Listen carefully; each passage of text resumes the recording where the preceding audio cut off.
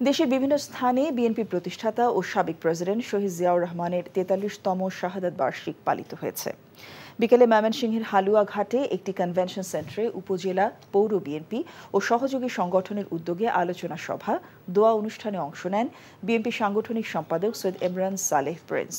মাদারীপুর জেলা বিএনপির আয়োজনে পৌর কমিউনিটি সেন্টারে আলোচনা সভা ও দোয়া মাহফিলে প্রধান অতিথি ছিলেন কেন্দ্রীয় যুগ্ম সাংগঠনিক সম্পাদক খন্দকার মাসুকুর রহমান মাসুক। পরে দুস্থদের মাঝে ও বিভিন্ন এতিমখানায় খাদ্য সামগ্রী বিতরণ করেন তিনি।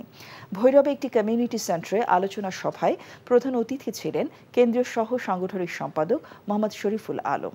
নরসিংদী জেলা বিএনপির আয়োজনে দলীয় কার্যালয়ে কেন্দ্রীয় যুগ্ম মহাসচিব খায়রুল কবির খোকনের সভাপতিত্বে আলোচনা সভা অনুষ্ঠিত হয়।